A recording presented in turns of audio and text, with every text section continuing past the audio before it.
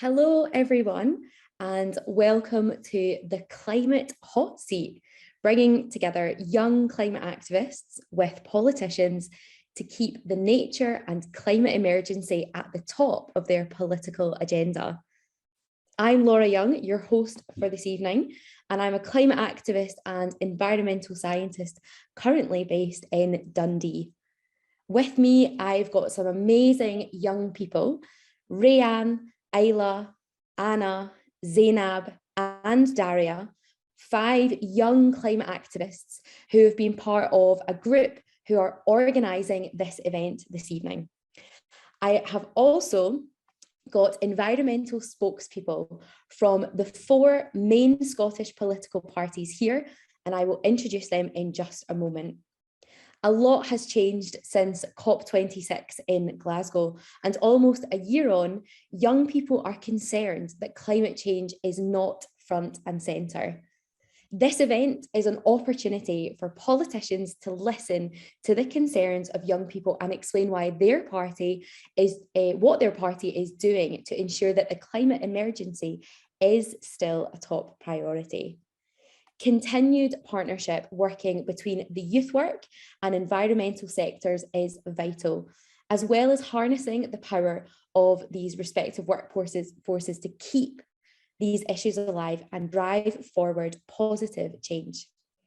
We put the call out for questions and received them on a range of topics, from taking action to renewable energy to urgency and transport. So thank you to all of those who submitted your questions in advance. We've got 5 main environmental topics that we will be covering tonight based around these questions. You all in the audience can still, of course, ask questions. Just put your question in the Q&A function and we will try to answer as many as we can at the end of the event. And of course, myself and the moderator panel will be asking follow-up questions if we feel like the question has not been answered. You can also share your reactions and thoughts about the questions and answers on social media using our hashtag for this evening, which is #ScotHotSeat. But before I introduce our environmental panel of political spokespeople, we would love to do a poll at the beginning of this event. You will see this poll popping up on your screen and you will be able to vote in this now. This poll is about Scotland's ambitious climate legislation sets a target date for net zero emissions of all greenhouse gases by 2045. We want to know, are you convinced that Scottish and UK politicians will be successful in meeting their climate targets? You can vote now, it will be on your screen, and you can select either that you are very convinced, unsure, or unconvinced. We'll give you a little moment to do that. So to remind you of what the poll is, it's that Scotland's ambitious climate change legislation sets a target date for net zero emissions of all greenhouse gases by 2045. We want to know, are you convinced that Scottish and UK politicians will be successful in meeting their climate targets? You can say that you are very convinced, that you are unsure, or that you are unconvinced. I'll maybe give us a 5-second warning. 5, 4, 3, 2, 1, and we are now going to hit go on the poll and see what our results are. And we will be able to share this with all of you. So I can see on my screen that the results from the poll show that nobody is very convinced that we will be meeting these targets. 22% of the attendees of tonight's event are unsure whether we are going to be successful in meeting these climate targets. And the vast majority of us, 78%, are unconvinced that we will be successful in meeting these climate targets. That is quite a big result to begin our evening with. but something that we can keep in mind when we will be going through tonight's event. But I know that you are here to hear from our spokespeople and our young people, so I would love to invite our politicians into the virtual meeting, and I am going to introduce them in alphabetical order. So the first speaker that we have is Michael Mara. He is a Labour MSP for the North East, and he is the party's education and skills spokesperson and is an advocate for young people's voices in the decisions that affect them. He's turned his camera on so we can see him. Welcome, Michael, into this room.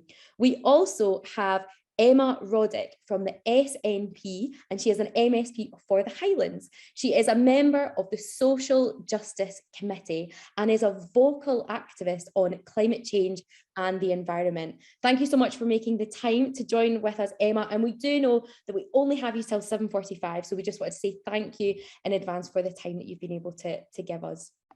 We also have Mark Ruskell. He is from the Scottish Green Party and is an MSP for Mid Scotland and Fife region.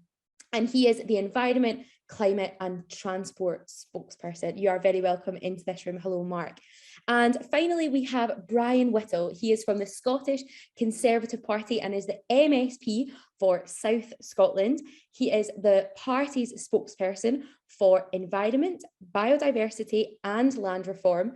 And he also sits on cross-party groups for various subjects, including renewable energy and sustainable transport. What an amazing bunch we have tonight, covering lots of different regions of Scotland, and of course, so many different topics in there that you all represent. We did just want to say that we did invite someone from the Scottish Liberal Democrats, but unfortunately, they haven't been able to find anyone to join the panel this evening, but they did want to send a message to the young people joining tonight to pass on their best wishes. So thank you all so much for joining us. Hopefully you saw the result of that poll. So you've got some people to convince tonight that we are going to be meeting Scotland's climate action. Okay, so let's get into the questions for this evening. And panelists, you will have 2 minutes to answer each of the main questions that we have, and I'll direct it to each of you after we've heard from our young people. And our young people, we have Isla, who is first up and is going to be asking about perspectives on climate change. Hi, I'm Isla. I'm 16 years old and a Dunblane High School climate ambassador. According to a recent global study, nearly 60% of young people said they felt very worried or extremely worried about climate change. And more than 45% of those questioned said feelings about climate change affected their daily lives. Many of these young people felt betrayed, ignored, and abandoned by adults and politicians. Our first question comes from Dylan, aged 24 and from Edinburgh, who wants to know, what is your position on climate change? And how do you hope to tackle the climate crisis? Thank you very much, Isla. A great and really important question to be starting us off this evening. And I'm going to go the classic way, which is the first on my screen. So Michael, you are up first to answer this question. Great. Can everyone hear me? Is that working? Thanks, Laura, and thanks, Isla, and also to Dylan for the question. I mean, I share the concerns that the people on the call have voiced in the poll, I have to say, Laura, in terms of the scepticism about how we can meet the targets and avoid catastrophic climate change in Scotland and more broadly around the world. But you know, there's a thing in that a saying about kind of pessimism, you know, of the intellect and optimism of the will. You know, we actually, if we give up on the idea that we can, then we just guarantee catastrophe in reality.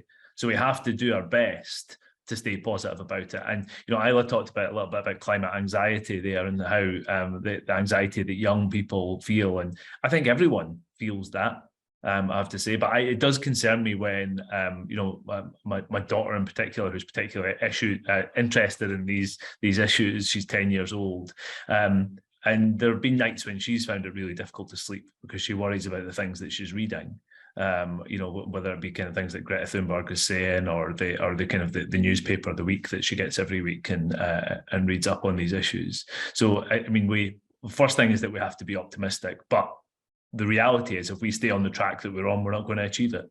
So we need a radical new plan that actually puts us on a long-term trajectory to a real shift to more sustainable forms of energy. In recent weeks, at the Labour Party conference in Liverpool, Keir Starmer announced plans for fossil fuel-free electricity system for the UK by 2030. Now, that's only a few years away. That's a huge ambition, but that's the scale of what we need to do.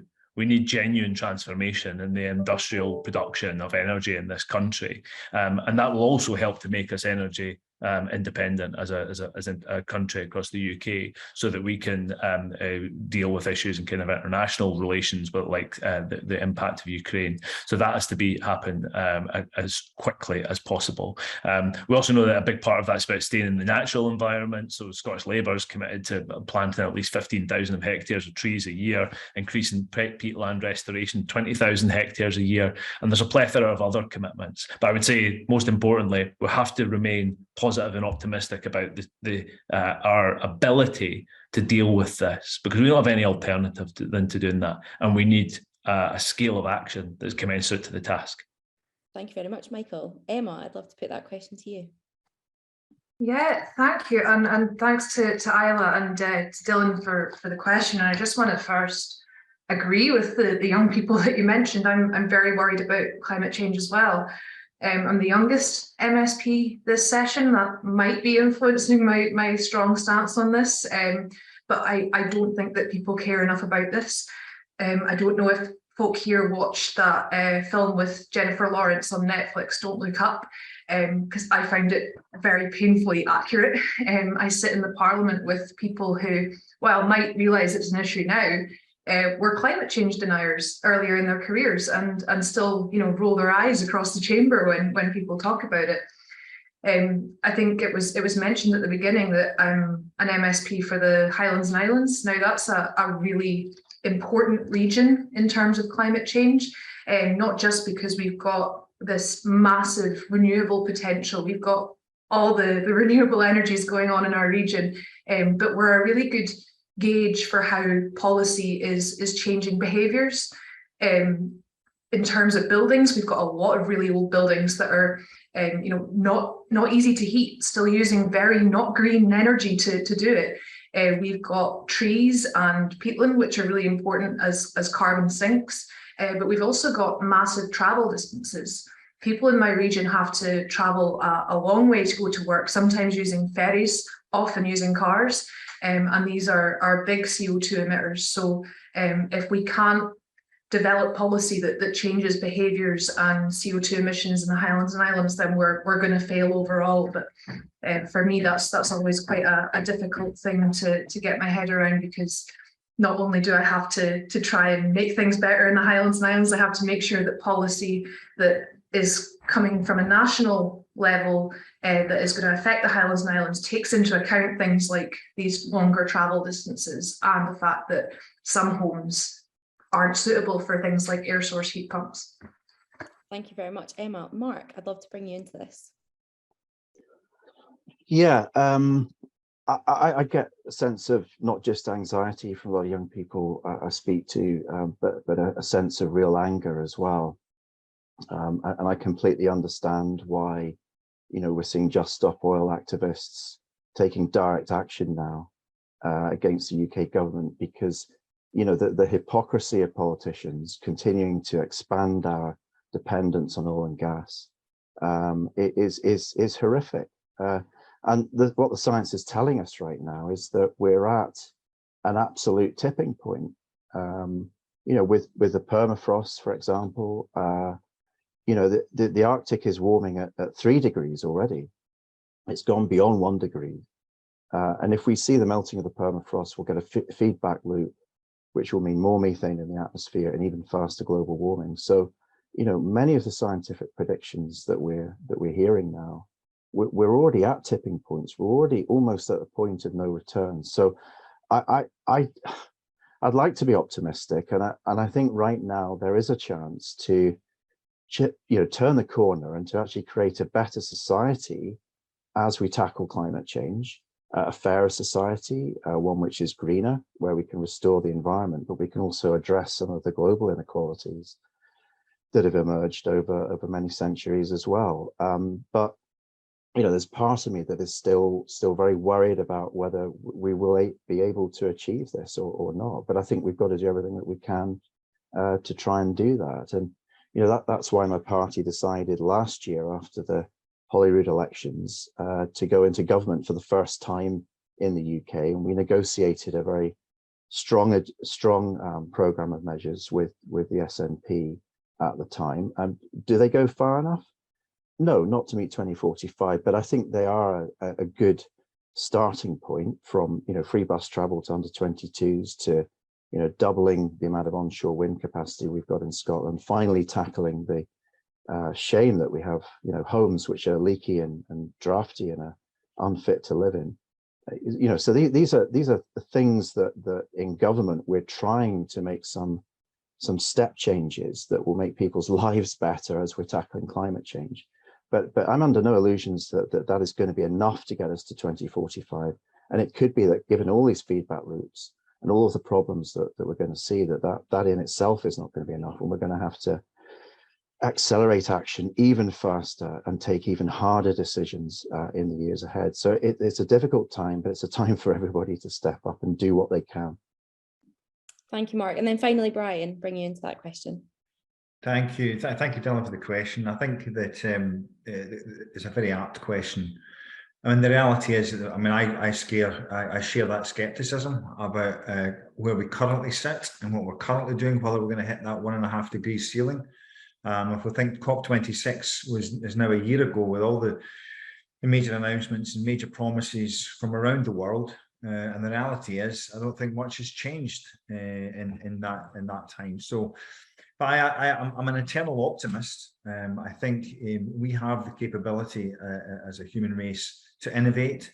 We always have had in the past, and some of the things that are happening behind the scenes just now make me optimistic. I mean, development of hydrogen, the way that the hydrogen fuel system, the way that that's charging forward at the moment, gives me hope. The way that we're adopting, the electric cars, and we're looking at how we generate that electricity through. I'm a big offshore wind fan, I have to say, not so much onshore or hydro. The problem we've got just now is that governments, including the Scottish government, are setting these fantastic targets, but we need to have a route map of how we get to those targets. And that's what's missing just now. Targets are fantastic. I mean, you would imagine from my past life that I'm into targets, into stretch targets, but you have to have a route map of how to get there. And currently that's not there. And these targets, this 1.5 degrees, when we set these targets, we can't miss them. If we miss them, we go above 1.5 degrees. And as Mark says, actually, the most worrying thing for me is recently finding out how what's happening in Antarctica and the Antarctic, where the permafrost is melting at a ridiculously fast pace, and we're already way above that. So we have to actually bite the bullet. We have to stop fighting amongst ourselves, I think, as politicians, and we have to start looking at how we get to those targets, how we make sure that we're leaving the planet to our children and our grandchildren in a much better state than we currently stand. And there are lots of things we can do. I think one of the things that I push very hard for is how we weave the environmental studies through education, because we need the engineers to install heat pumps, to service electric vehicles and hydrogen vehicles. We need that, and currently we're not doing that. So there are many things hopefully we can get into in this discussion here that lead me to be optimistic. We are, as a race, innovative, and that innovation, I think, is what will get us to where we need to get to. Thank you very much, Brian. Thank you to Ayla as well for asking that question from Dylan, and for all of your answers. And just a reminder that everyone on this call can add your questions into the Q&A function, and we will try to answer as many as possible. So many topics came up there in your answers to that last question, but it's time to move on to our first topic, which is transport. And Zainab will be asking this next question. Thanks, Laura. My name's Zainab and I'm 17 years old, and I'm a climate ambassador for St Modens High School. It's been great to see free bus travel introduced for young people in Scotland under the age of 22 years old at the beginning of this year. This is great, however, we can do more.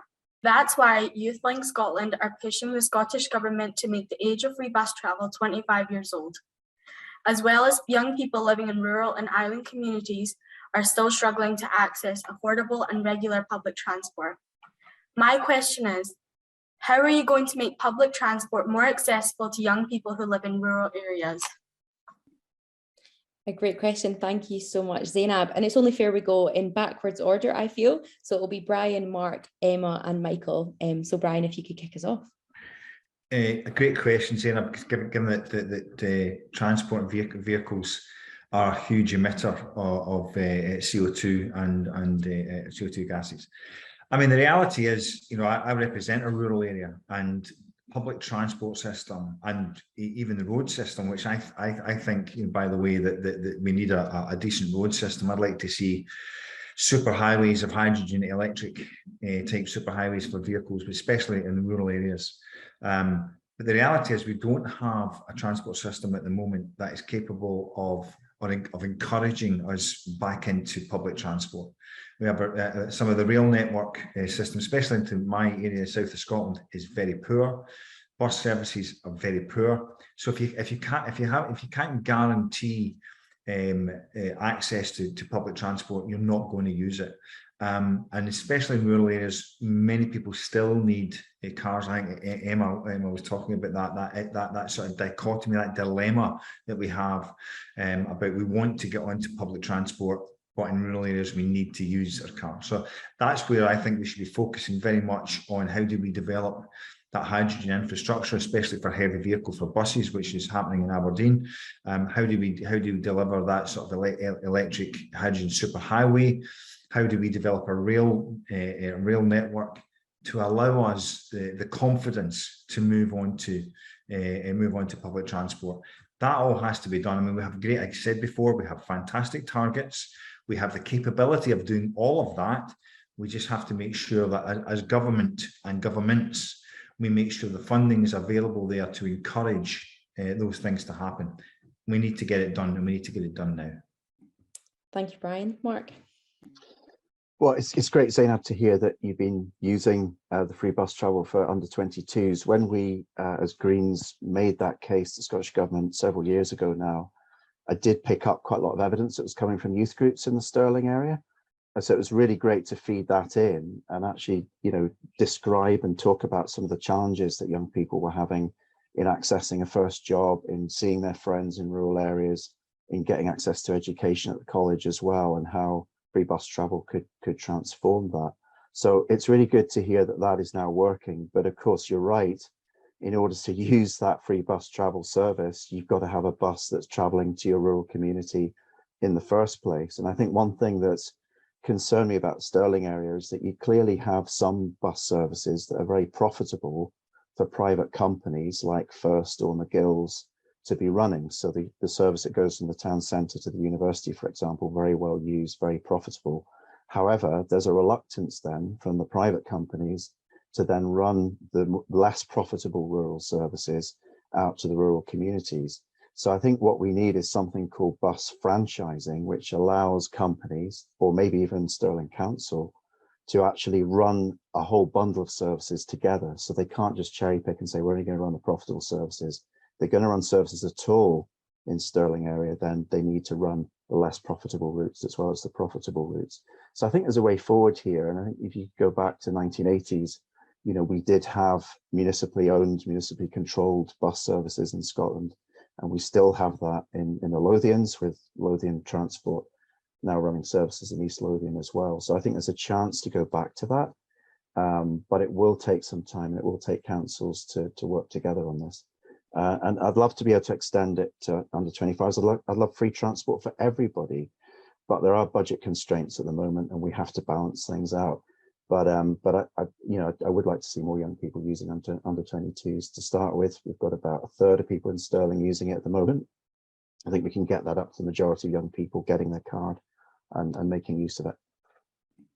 Thank you, Mark. Over to you, Emma. Sorry, couldn't quite find my unmute button there. Yeah, I was really glad to hear you mention the free bus travel for under 25s. It is a great policy, and I'm disabled, so I already had a free bus pass, and I know how many opportunities that opened up to me as a wee girl in Alness who had to travel to Inverness to campaign on mental health and animal welfare and eventually independence and politics.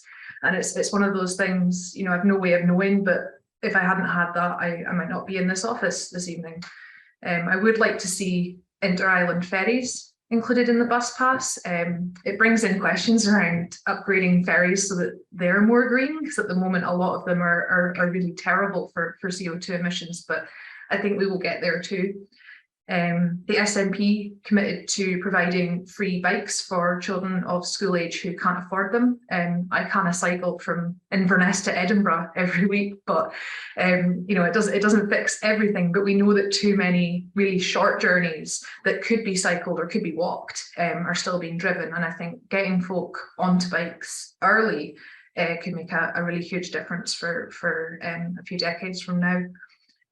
Previously, priority for things like rail infrastructure upgrades, so changing railways to electrified ones was focused on high density population areas, and I've been arguing that now we need to be focusing on the longest distance journeys, and especially for things like freight. So moving, massive logs are moved on the road past me every single day, up and down hundreds of miles of journey.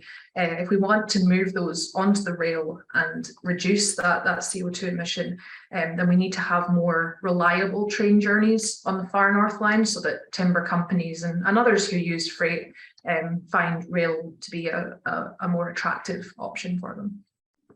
Thanks, Emma. And finally, Michael. Thanks, Laura, and thanks, Zainab, for the question.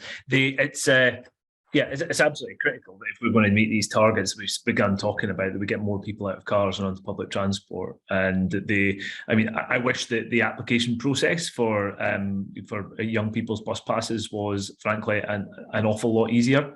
I still have weekly emails from families who kind of think it's utterly ridiculous, the number of forms of ID you need and the kind of the length of time that it takes to do. I think actually encouraging proper uptake of that as close to 100% as we can possibly get, including just actually kind of open access to people who are clearly under the age limits, would be a way of trying to get people to move. The reality is, I know that would present problems for how the bus companies account for these things and so on, but the reality is there's an urgency to this and actually creating the real demand whilst we catch up with a system that works. And it hasn't worked. It's been pretty badly delivered, frankly. So we need to sort that out before we move into any kind of bigger numbers. But we also need to make sure that the bus system generally works for people's interest rather than private interest. We need to regulate the buses properly. That used to be the SNP policy prior to 2007, but they dropped it because a big bus donor gave them lots of money. So we need to get ourselves in a position where these companies are being made to run, if it is those companies in the end, are made to run these services in the public interest. And I get these representations. I met a school group in Parliament a couple of weeks ago who are really frustrated. They live in a rural area in Aberdeenshire, which is in my constituency across the northeast, and they find it incredibly difficult to live the kind of lives that they want. They want public transport. They don't want their parents, or if they've got that option, to be ferrying them around all over the place. So they want bus services that are reasonable. I think we all agree on that. It's a case of how we get there. Thank you for all your thoughts on that. Loads to think about. And thank you so much, Zainab, for asking that question and for those responses. And everybody else who's watching, keep those questions coming in. We've got a lot and it's great to see them all, and we will get to them soon. And you can, of course, be on social media. #ScottHotSeat is tonight's hashtag. But now we are going over to Rayanne, who is going to be asking our next question on the topic of renewable energy. Thanks, Laura. Hi, everyone. My name's Brianne, and I'm 14 years old from West Lothian, Scotland. Fossil fuels like coal, gas, and oil contribute to global warming, as well as harming our environment and communities in other ways. My question is, oil and gas have been highly profitable for businesses. What does your party opt to do to encourage these giant industries to veer towards investing in renewable energy sources? Thank you very much for that question. And to keep you on your toes, we will go alphabetical order by first name. So that is Brian, Emma, Mark, and Michael. Thank you very much. Me again.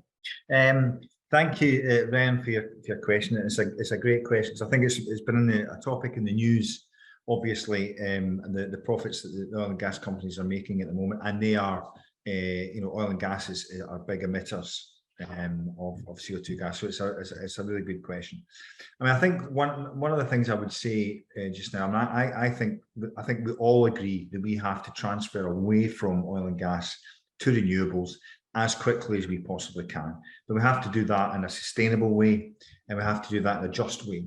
I think that one of the interesting things for me was there's this big cry for another windfall tax on oil and gas companies. But what I would say is that they already pay 65%. I think the estimated profit this year is going to be about 30 odd billion in this country. So 20 billion of that's already going into the treasury. And when you look at oil and gas companies are actually the biggest investors into renewable energy that we have at the moment. For example, the big Scotland project is being led really by Shell. I know BP have pledged 25 billion into the UK economy, which is into UK infrastructure, 75% of which is going to be renewables. So there is a balance to be struck here. We all agree we need to move away from oil and gas as quickly as we possibly can, but we also have to make sure that the profits that they do make are being reinvested into renewables, and to a greater extent that is happening. And I think there's been a lot of bluff and bluster around the profits that oil and gas companies make, but we do, as I said, we tax them at 65% at the moment. So we have to make sure that if we're going to tax them more, that's fair, but we also have to then state where we're going to get the money from to fill in the gap where they're investing in renewable energies. So big investors in hydrogen, they're big investors in wind, and they're big investors in tidal and whatnot. So it is important that we keep this real, and that the route map that we get from where we are now to not using oil and gas is mapped out properly. So let's make sure that we don't throw the baby out with the bathwater in this particular one. Emma, I'd like to bring you in. Thank you. Yeah, it's a great and incredibly complicated question. I think we could probably sit and debate here for a good few hours. Energy policy is something that I raise frequently in the Parliament. It is unfortunately an issue that's fully reserved to the UK Parliament. So in terms of some of the more unfair aspects of UK energy policy that I'm talking about, where constituents of mine are surrounded by really great renewable energy projects, but are paying some of the highest energy bills in the whole of the country, with many of them in extreme fuel poverty. That's not something that I can necessarily legislate on, but the SNP does have a strong focus on a just transition from fossil fuels to renewables. We have a minister with a just transition portfolio, just to show how seriously we take it. And we have a just transition fund, which is worth 500 million, which we did ask the then Prime Minister Liz Truss to match. But we'll wait and see what Rishi Sunak comes out with when we go to him and ask the same thing. We are also working on supporting whole islands to become carbon neutral, which is really exciting. And I'm going to brag again about my region here, because if you look up places like the Isle of Egg, you will see exactly what I'm talking about. Communities are doing amazing things to become self-sustaining and reliant on green energy. We've got islands that have set up their own energy companies and provide energy to their communities year round, and no longer have to worry about what UK energy policy is. And I'm really, really excited actually to see what comes of the 7 new islands that the Scottish Government is going to support to do that. Because if we can prove the concept in island communities and say, look, it is possible, you can be completely carbon neutral, then that's going to mean a lot for mainland as well. Thank you. Mark?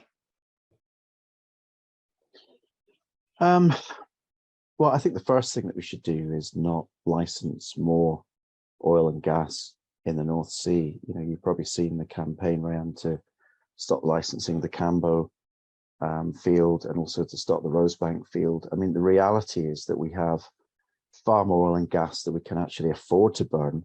And it's not just the Greens saying this, you know, this is what the United Nations are saying.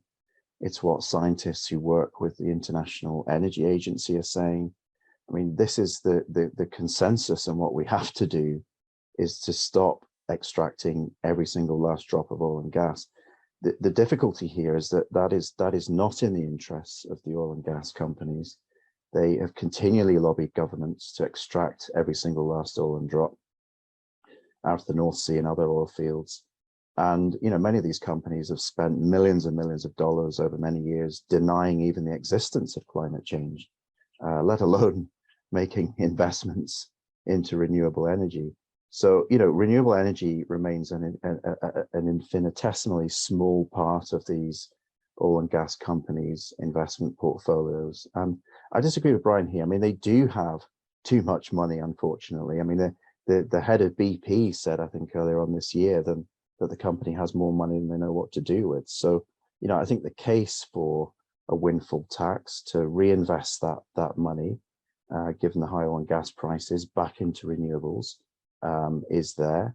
And obviously companies can get involved in that investment, those investments as well. But, you know, this is where the consensus is going. The European Union has implemented a strong windfall tax now on oil and gas companies. They're using some of that money to invest in making people's homes warmer and controlling energy prices. And, you know, this is the direction of travel that we have to move in. But yeah, I mean, ultimately, you know, the climate science here says that, you know, we have more oil and gas than we can afford to burn. That doesn't mean that it would be realistic to turn the taps off in the North Sea overnight, but there is a period of decline now that is needed in that oil field. And at the same time as oil and gas reserves are declining, the industry can make that transition over a period of, say, 10 years or so towards offshore energy, which will use many of the skills that are currently used in offshore oil and gas. So the transition is possible. We can take workers and communities with us, but there has to be some decisive action now to say, this is the line in the sand. We can't go beyond this because the climate simply can't take it anymore. Thanks, Mark. And finally, Michael, to bring you in. Thanks, and thanks, Rayanne. And I agree with an awful lot of what's already been said. I'll try not to repeat what other colleagues have been mentioning. I do think that maybe some small kind of points of difference in terms of Labour's approach on this. I mean, we certainly want to see it moving as quickly as possible on a move towards renewable energy. I do have concerns that we haven't done well enough as a country in Scotland over the last 10 years. We were promised, you know, I think it was around 23,000 jobs, and it's around about 6,000 we've got. And actually, Mark talks about the kind of the need to transition and the pace of that, and that's really the question that we as policymakers have to grapple with. It's like, how fast and how? Because my constituents across the northeast, so many, there is, you know, tens of thousands of them work in the oil and gas industry, and they are just like all of us. They're as concerned about climate change as well, but they also have to put the food on their table to pay for their families, and so they're really important in that. I do support further windfall taxes if we could, and we think it's appropriate to do that. The UK government, I think, you just see the kind of folly in terms of recent weeks. You'll have seen the kind of collapse of the Conservative government because they refused to outline how they were going to pay for things. One of the major ways of doing that is to put a windfall tax on the massive profits being made by oil and gas companies at the moment, and that should pay for getting prices down to actually help the public, to help all of us to be able to put the heating on this winter, particularly the most vulnerable, but can also help to pay for this transition that we're talking about. So I think there's work certainly that can be done there, but also the importation of oil and gas from other countries, which we continue to do, which is dirtier, frankly, than the oil and gas that we are bringing out, has more carbon footprint than the oil and gas that we bring out of the North Sea, doesn't actually help reduce the emissions if we're going to continue importing it.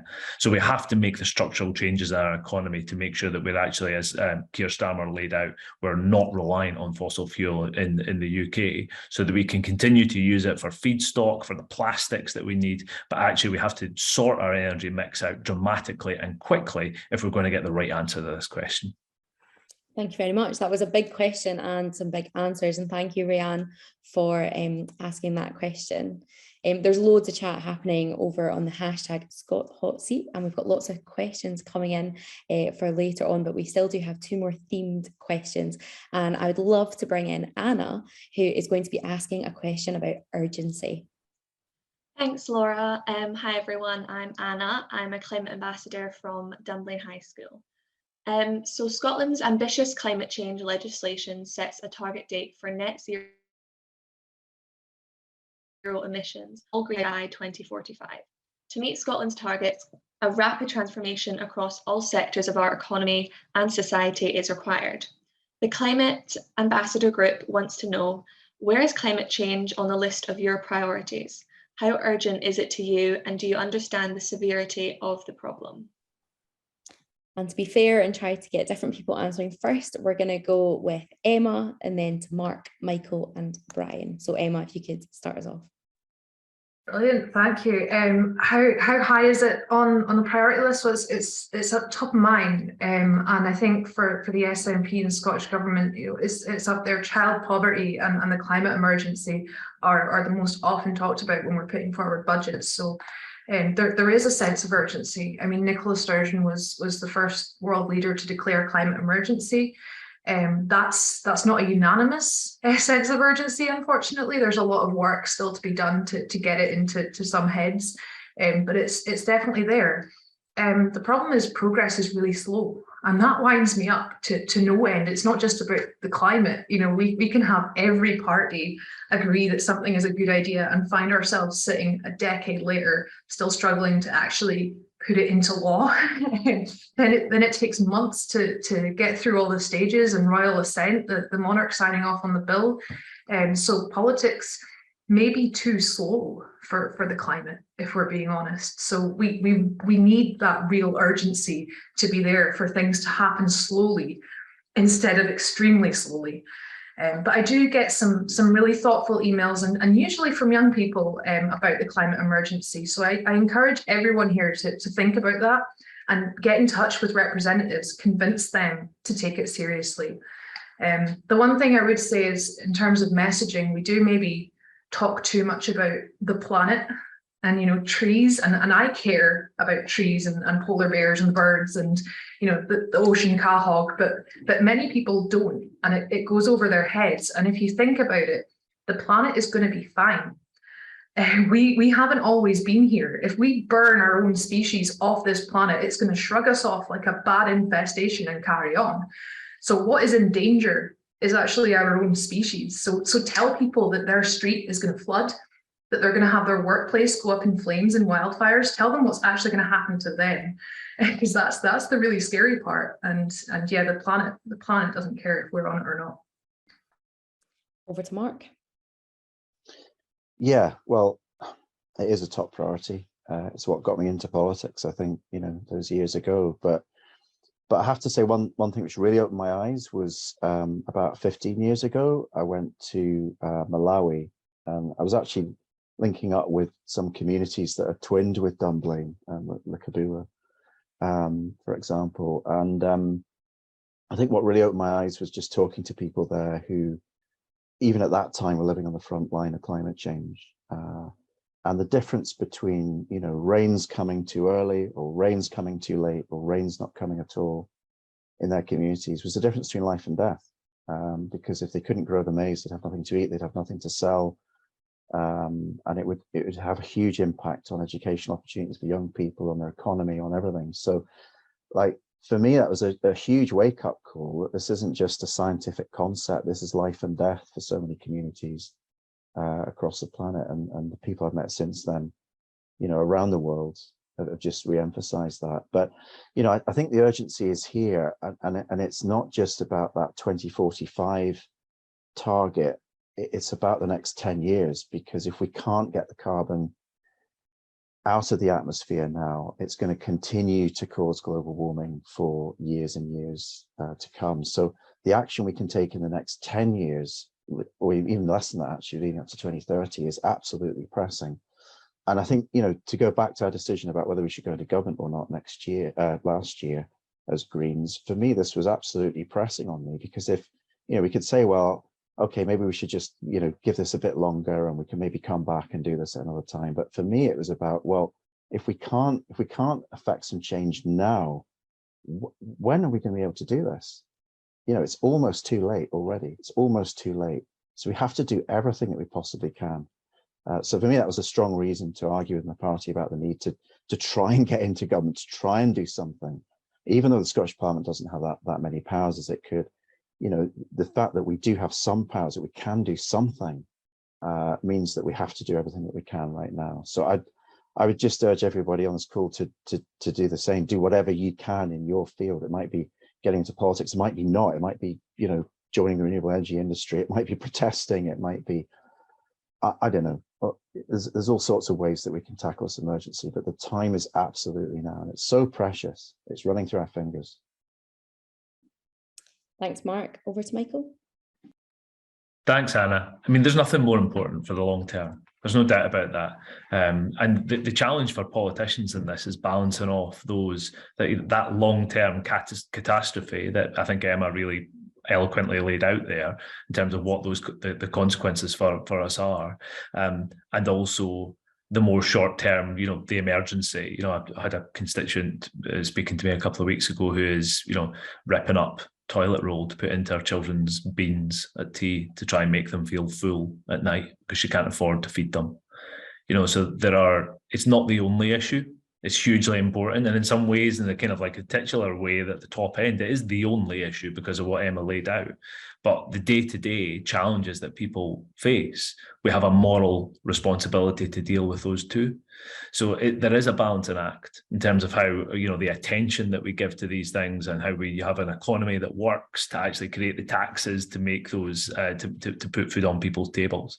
But the moral question is at the core of it. I mean, people have talked about their own careers. I mean, I worked on the climate change bill back in 2009 in Scotland, as I worked for Stop Climate Chaos Scotland, around to develop, and we lobbied hard and campaigned outside Parliament here to put in place the targets that we're talking about now that we want to see delivered. I went to COP15, I think it's 26 or something now we're at, in Copenhagen in 2009, and we sailed over there on the boat to campaign there for the kind of targets we need. And actually, if that taught me anything, it was about the need for collective action. We can't solve this on our own, far from it. You know, we can act, and we've got huge amounts of powers in the Scottish Parliament to do the things that we need to do here in Scotland. But what we have to do is work with other people. We have to work with the rest of the UK, and we have to work with the rest of the world if we're going to deal with the people that Mark was talking about and the consequences for the people in Malawi, where I've been as well and seen that actually the economy that they've got that doesn't work means that they are, you know, flash burning huge fields and making charcoal to sell to each other for fuel, and the huge consequences that has for their own environment. You know, we have to work with those developing countries to assist them in their own transition and their move away from reliance on those fuels. But we don't do that by throwing up barriers between each other. We have to work more and more together and try and bring people in a progressive way. So, you know, that I hope that's some kind of rambling answer. That was a rambling answer, but it was helpful. Thank you, Michael. And Brian. Thank you, Anna, for the question. And it is a great question, and it has to be, in my view, it has to be the #1 priority. I think we're at, you know, I don't know if anybody watched the David Attenborough's most recent programme, Frozen Planet, which starkly puts into focus the realism of what we're facing at the moment. I think for me, I would like to see all policies in every portfolio, they need to be developed with climate change, with the biodiversity issues we currently have. I mean, biodiversity is a massive problem in Scotland. We have lost 50% of our species over the last few decades. We are ranked 200th in the world, and that is not talked about enough. I would like to see all of our policies, our portfolio policies, developed with climate change, with health in mind. And it's interesting, I was going to talk about this when Michael was talking about poverty and food poverty. We waste a third of our food. We all have a responsibility here. A third of our food in the world gets wasted. And if you looked at that, if it was a country, food waste would be third behind China and USA in emitting greenhouse gases, number 3 in the world. So I think that we have to develop, we need to, for example, we need to look at how we procure food closer to where it's eaten. How do we make sure that Scotland produces the food that ends up on the tables in our schools and hospitals? Those are the kind of things I think that connect up the portfolios, and we need to start thinking in those terms. If we're really going to tackle climate change, we need to look at how we're going to develop electrical vehicle charging points, how we're going to make sure that we develop our hydrogen infrastructure to encourage people to use those kind of vehicles. It is an interconnected issue. It's an issue that all politicians should be able to tackle and should. We need to, as I've said before, we need to stop arguing about this stuff. It needs to happen, and it needs to happen now. Thank you very much, Brian. And thank you so much, Anna, for that question. Really helpful and so much to think about. But we are now heading over to Daria for our last topic question of the evening, which is about taking action and working together before we move on to the questions asked by the audience, which have been coming in live tonight. And just a reminder to keep your answers to just 1 or 2 minutes. But Daria, over to you. Hello, my name is Daria Ionescu, and I'm a climate ambassador for Dunblane High School. Collaboration across sectors is crucial in the fight against climate change, and strong partnerships across generations are essential. My question is, how do you plan to collaborate with young people in a sustained and meaningful way? A brilliant last question. And let's go for Mark, Michael, Brian, and Emma. Okay, that's a great question, Daria. And how will I develop that collaboration? Well, one thing that I moved into the 2019 Climate Act was the requirement for government to set up a citizens' assembly. That's now happened in Scotland. We've had our first climate citizens' assembly. And I think that's been a good conversation with people around Scotland about the actions that we can take to tackle climate change and also make our lives better as well. But I would like to see more of that type of approach of engaging people on an open question around, how do we reduce emissions on transport? How do we tackle climate change in our homes? I'd like to see more of that type of approach working with young people as well. So, whether we could have climate assemblies drawn from young people, whether we could see more work in schools where, young people at Dunblane High School, for example, could look at some of the transport needs around the town, or look at some of the renewable energy resources you've got, or how you can kind of plan out travel or plan out housing, and get the vision and the ideas and the solutions coming from young people would be great. So I think, as we tackle climate change, there is the opportunity to have much more of these kind of like open, what's called deliberative ways of discussing topics and involving more people in designing solutions. The Climate Assembly has been one way to do that at a national level, but it would be great if we could see more of that happening in our communities, and in particular, involving young people in those conversations. There you go. Thank you. Michael or Emma? Sorry, will I go? Yeah, Mark, sorry, Emma, jumping the queue there, maybe I am. I think Mark makes some really good suggestions there. I think that, those kind of citizens' assemblies, I think, are a really powerful way of not just listening to people, but actually working alongside people. There's kind of words like co-creation and so on, but actually, frankly, owning the same solutions. That actually, if we can develop these solutions together, an idea where we want to go together, that's absolutely critical. So I think we need to think more carefully about the kind of future that we want to build in Scotland, about the kind of economy that we want, the kind of services that we want, because right now we're making decisions that are locking in emissions and climate change for the long term, whether that be in the kind of where we build supermarkets, how we build schools, and actually we need to make sure that we consider the long term rather than the short term. And I think it goes back to some of these other questions about not just the urgency, but how we balance off those kind of competing priorities. So we really have to find ways of doing that with younger people and all citizens alongside each other in a much more deliberative way. So I agree with Mark on lots of those examples that he gave in terms of how we can do it. So we work closely with the Scottish Youth Parliament, and I regularly meet with YouthLink representatives here in Parliament. We need your voices, we need your pressure, frankly, as well, and we need you to tell us when we're getting it wrong, which we too often do. Thanks, Michael. Over to Brian. Thank you, Daria. I think one of the things I talked about earlier on was the need to encourage innovation. I think innovation will ultimately, when push comes to shove, we will innovate our way out of this crisis. And here's the reality: the innovators that are going to get us out of this are currently in school.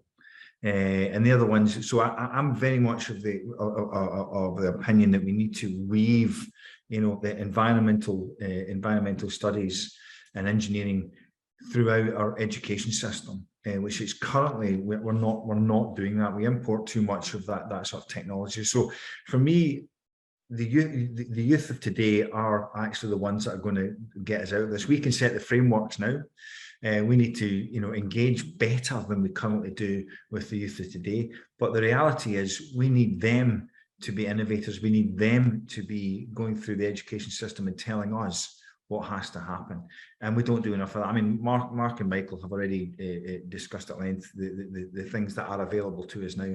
But we need to encourage that educational program and create that framework that allows our future generations to give us the solutions that we need. Thank you, Brian. And then finally over to Emma. Thank you. Yeah, and just to say, I'm glad to be able to answer the final plan question. My next thing I have to be at is at 7, and I have told them I'm going to be a wee bit late, but I'm going to have to run away shortly. The assemblies are a fab policy, and I think as well, COP26 in Glasgow last year, I was delighted to see that it was heavily involving young people. There was a young COP26, and I got to speak to some people who I'd never met or never heard of in my own region, who'd come all the way to Glasgow to talk about what we do next and where we go from here. I do try hard to stand by principles in my role, publicly agree with colleagues when I think that they're right, and argue with my own party when I think it's wrong, which is often quite difficult. And I'll work with any party or person that I agree with to reach a common goal. And I think climate change is a really good one, because it's one that it really transcends political ideologies. We should all care about making the future better for the people who come after us. That should just be a given. And I try not to let people who shout the loudest always be the ones who are heard the most. I do try and reach out and listen to people. Mark mentioned work in schools. At the moment, I'm visiting quite a lot of schools in my region to talk to young folk about what they're thinking on a load of different issues. And I'm doing that with some of the regional members of the Scottish Youth Parliament. And it's been really, really interesting actually to head out as an MSP and MSYP to engage with people in schools. I do think in terms of working together, the bigger question is working with other countries. We could be a carbon neutral country, but if we're not supporting the bigger emitters, whether that's providing aid to countries who can't afford to implement green policies or punishing those that are pumping out carbon for no good reason, then we're not taking the international approach that we need to. Climate change is a global issue, so it needs to be tackled with a global approach. And I think there's also the issue of who's hurt by climate change. One of my team did our masters in climate justice and how women are more affected and first to be affected by the negative effects of climate change. We were the first country in the world to launch a climate justice fund, and that's worth 24 million over 4 years. And it really recognises that those, and then in the global south, have done the least to cause climate change, but are most likely to be impacted by it. Now, that's not fair. So to me, working together, it means reaching out as well as listening, and it means working globally.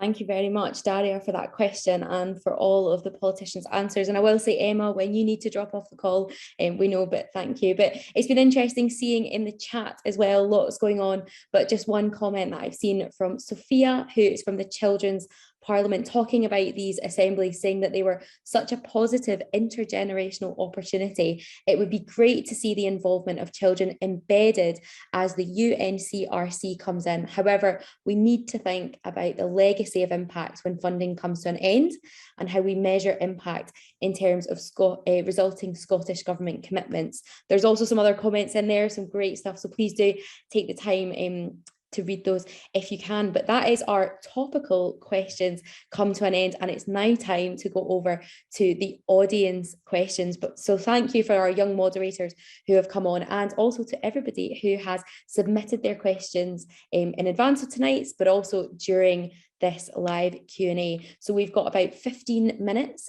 left for some of these, and I have a magical document next to me, which I have got some amazing tech people in the background popping in the questions. I might not ask all of you every question, but hopefully we'll be able to get through as many as possible. But we will start with a question to all of you, but I would urge you to be quick with your answer on this one. Youth workers play a vital role in supporting young people to take action and have their voices heard on these issues. Very briefly, what support will your party give to youth workers? Let's go with Michael, Emma, Mark, Brian. We've argued strongly in Parliament for support for youth work across Scotland. We think that youth work should be a right, and we said that in our manifesto for the local government elections last year. And that really means about making sure that people have access to it, proper, equitable access to the possibilities and all that youth work offers young people in Scotland, which is, much of what education should be about: broadening horizons, finding friends, finding new influences in your life. Education opportunity doesn't stop at school walls, far from it. And youth work is an incredibly important part of that. So we'll continue to argue for that in budgets and in Parliament. Thank you. Emma? For me, I'm just painfully aware that the youth workers I know have no time. They have no time to come and speak to me and tell me what's going on, because they're too busy actually engaging with young people and doing incredible work to support them. I'm thinking particularly about Alness, where I grew up.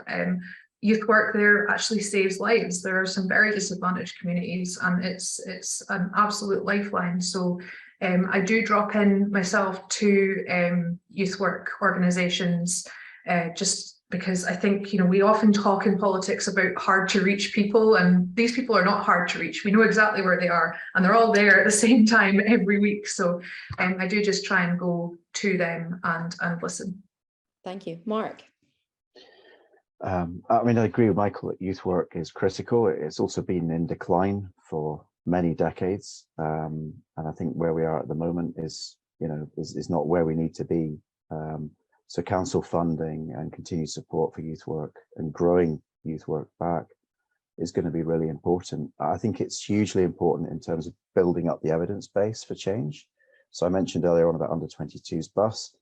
Part of the argument we took to Scottish Government around that was based on youth work. It was based on the group in Calendar that had worked with young people and had produced over a period of months a fantastic report as to how they were getting disadvantaged because of a lack of access to affordable bus. So that shows the value of youth work, but we need all government departments to value that and to demand that youth work services can continue to provide that kind of support for policy development, while at the same time just connecting with young people and doing that vital work with groups of young people in our communities, regardless of what comes out of that or not. It's a hugely important thing in its own right. Thanks, Mark. And finally, Brian? Thank you. I think a really hugely important question here, and something that since I've been in Parliament, I've talked about this idea that the third sector is incredibly important in so many aspects of what we do in health and in mental health and all that. But also, I think that some of the life lessons that we learn are best learned outside the classroom, and I think youth work is an access to that. And what really worries me is there's this false economy where the funding for third sector and for this type of work has continually reduced. And I think that is such a false economy, because we're taking the money out of one side of the ledger and it means it appears somewhere else. And I think it's a greater cost. So for me, youth work, you know, whatever way you want to put youth work. I mean, for me, I still coach track and field athletics, and for me that's youth work as well. That's incredibly important. Whatever way you want to look at it, youth work is incredibly important, and I think we need to start seeing, you know, the funding for that increase. Thanks very much for all those answers. Moving on to the next one.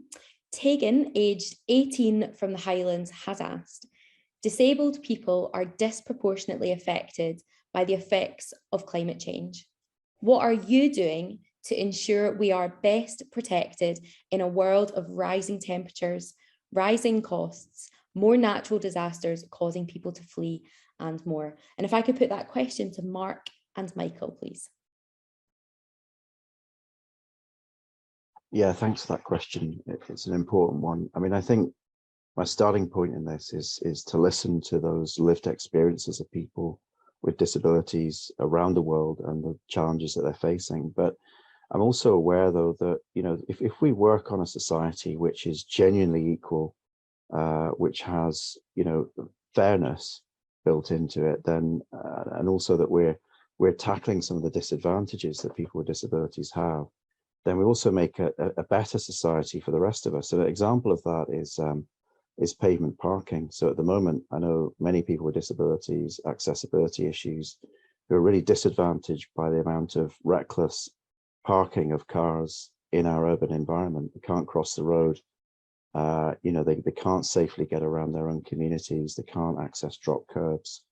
Now, if we can tackle that issue, if we can, you know, sort of make our communities more accessible, and better, easier to get around for people who can walk and can cycle and can wheel, then actually we make a better environment for everybody.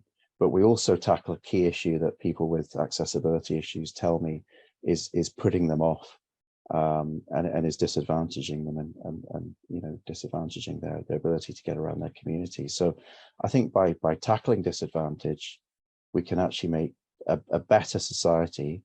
But actually we can tackle some of the issues that are also preventing action on climate change as well. So the opportunity to move together in addressing those issues, I think, gives us some opportunities to tackle climate change and address those inequalities as well. So yeah, thanks for the question. I think all the statistics would tell you that the outcomes for disabled people in Scotland are nowhere near what we'd want them to be in terms of their employment, the levels of poverty, their access to services, the kind of outcomes they want for their own lives, you know, the opportunities that they might have. But that's only multiplied when you go into developing countries, and I think that the questioner, you know, very pertinently puts the finger on what happens to those individuals there when their community is hugely disrupted by competition for scarce resources, by the kind of conflicts that of which climate change is at the root of. You know, large parts of Africa and other parts of Asia, where the scarcity of resources is actually at the heart of why we end up with wars and displaced people and refugees. And being a disabled person in those conditions can be utterly catastrophic and, you know, lead to loss of life. So you know, the most vulnerable people are those people who are have disabilities in those countries, who are continue to be disrupted. I think in terms of, you know, what do we do directly with those people? Probably very little is the reality, other than we have to be a nation, a country that invests appropriately in international development funding, that we support people in areas not on the basis of our own security and prioritizing, you know, who we give money to for arms and for arms contracts, but actually on the basis of rights and need. and we need to rehabilitate our international development policy across the UK. We need to take it back out of the Foreign Office and make it a values-based approach that can help people in those countries, which we have previously done, and we need to do more of again. Thank you both for your answers on that. I want to keep moving through these questions to get to as many of them as possible. So I hope you give me permission for that, because the next question is a good one, which is from Sophia. And the question is, how do you plan to engage younger children who cannot vote as easily engage in democratic structures due to their age, without reducing climate action down to individual choices and isolated school events or lessons? And I'd like to put that to Brian and then Michael. Thank you, Sophia, for one of the most complicated questions I've ever heard. Thank you. I mean, I think I go back to what I said before. I think that we have to be cognizant or recognise the fact that those who are going to come up with the big solutions for us are coming from the younger generation, those who can't yet vote at the moment. So it's incredibly important that we engage with the whole of our society and the whole of our communities, and at the youngest possible age group. So I would, as I said before, I would like to see, environmental studies and that sort of engineering type education woven from preschool right the way through. I'd like to see that sort of highway, if you like, of that, so that we understand the skills that are going to be required at the other to enable the climate change emergency to be tackled. So we have to make sure we're at the forefront of that, and that isn't about engaging young folk. That is about weaving that educational environment through the whole of our school system, because as it currently stands, we've got a government who want to retrofit 1 million homes with heat pumps, and I keep asking the question: who's going to fit them? Who's going to service that? So it is going to have to be through the education system. So that's really, for me, education is a huge solution to this. Over to Michael. Yeah, I think it's a real challenge, but a challenging question. I mean, I suppose, I think there's quite a lot of language when we talk about we need to take politics out of the health service and, this country. We need to take politics out of education. And I see those things in the official reports. My belief is politics should be and can be a force for good.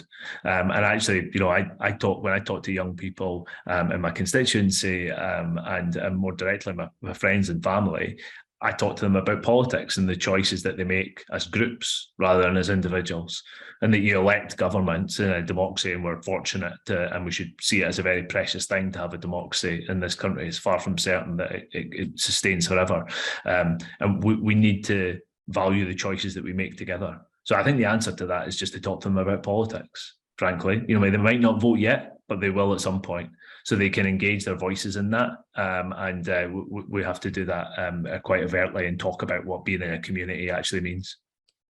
Thanks very much. The next question I'd love to put to Mark and Brian. And Brian, it gives you a chance to expand on something you've actually mentioned. And it is a question from Bryony. And she has said, I'd like to know what more can be done to help councils, businesses and families retrofit existing buildings and homes to be as energy efficient and close to carbon neutral to run as possible. Mark, I'll give that to you first. Well, I think there needs to be a lot of work that takes place at the council level in our communities to retrofit homes, to make them more energy efficient and to install renewables.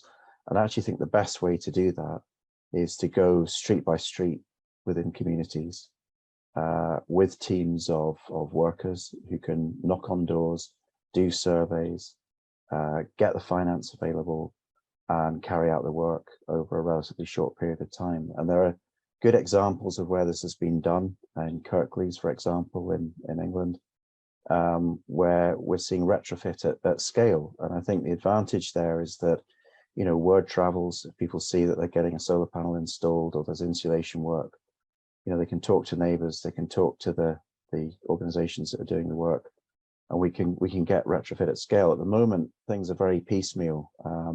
You have to go through a phone line. There's bespoke advice.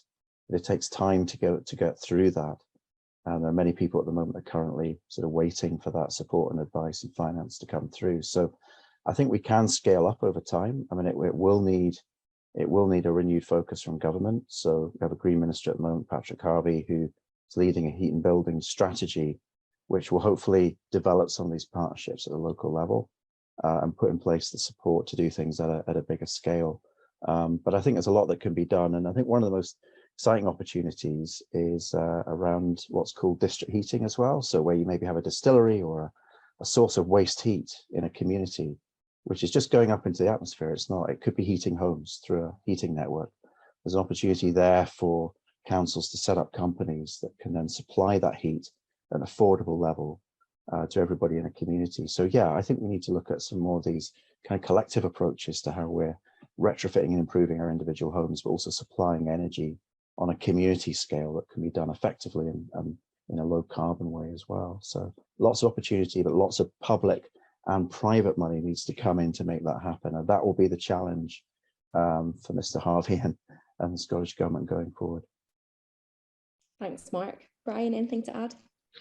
Yeah, I mean, I think, you know, as I say, I do challenge, it's my job, I do challenge Patrick Harvey quite regularly about how he's going to pay for 1 million retrofitted homes. And I have to say, even yesterday, I inquired about fitting an air heat pump system to my house because my gas boiler's about done. And it's still, even with the grants available, it's still much more expensive to do that than it is to fit a gas boiler. So, you know, as I said, we need public funds to pump prime this because we need significant investment from the private sector.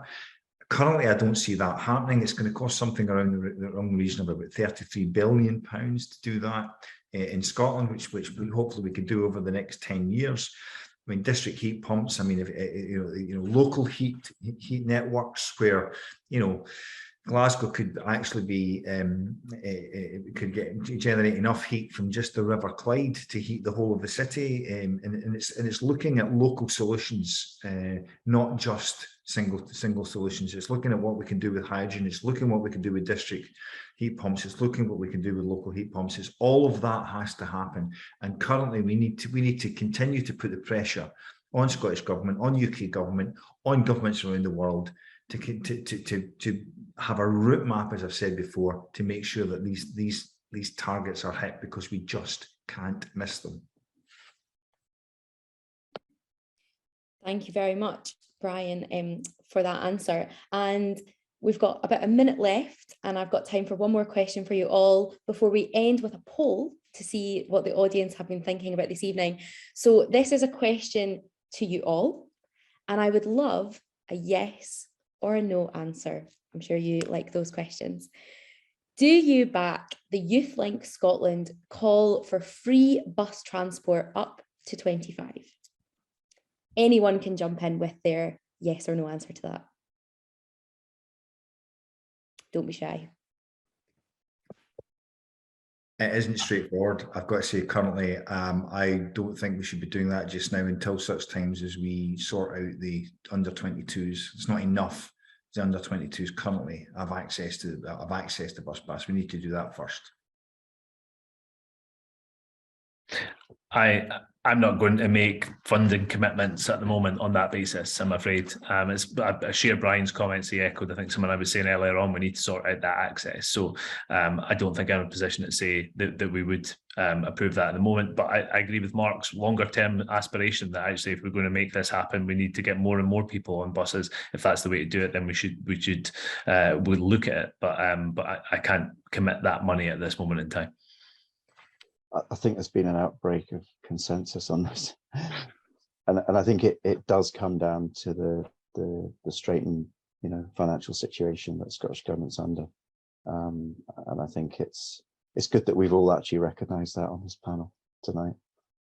Well, I appreciate all of your answers, not just to that final question, but all of the questions that we have put to you tonight. And actually, as someone who's just turned 26, I hope that maybe you make it to 26 or 27. You know, I'd really love to get my free bus pass, but thank you so much. And we are almost out of time tonight, but before we end the event, we would like to do a final poll from the audience, and it should hopefully pop up on your screen now. With everything you've heard tonight in mind, have the politicians here this evening convinced you that Scotland and the UK will be successful in meeting their climate targets? You can answer that you are more convinced, less convinced, or that you have seen no change in your opinion. And to remind you, politicians, of what we started with, we had 22% of our attendees saying they were unsure if these commitments would be made, and 78% unconvinced that they would be met. So I'll give it 5, 4, 3, 2, 1, and we can reveal the answers to this poll. I am glad to say that 43% of the attendees of tonight have said that they are more convinced that our targets will be met. But unfortunately, we have 14% of people saying they are less convinced and 43% of people saying there has been no change. So let that be a challenge to you to help convince us more and put into action the plans and the targets that we have. And we have so much to think about from this evening. And unfortunately, we are out of time for this evening, but just thank you to all of the young people who posed questions, who played a really big role in coming on and moderating this evening, organising, submitting questions, my team of moderators, the tech team, the people who've been putting things on social media, the questions and documents. Thank you so much for all of this. And of course, for everybody who is watching at home. Thank you to all of our politicians here on the screen, and of course, Emma, who was with us earlier, for answering the questions that we put to you. And would I just encourage all of you to go and check your social medias, check out #ScotHotSeat to see how the conversation has been happening online. And just have a great evening, and a big thank you for coming along to everyone. Thank you very much. Thank you. Good night. Thanks, everyone. Thanks so much.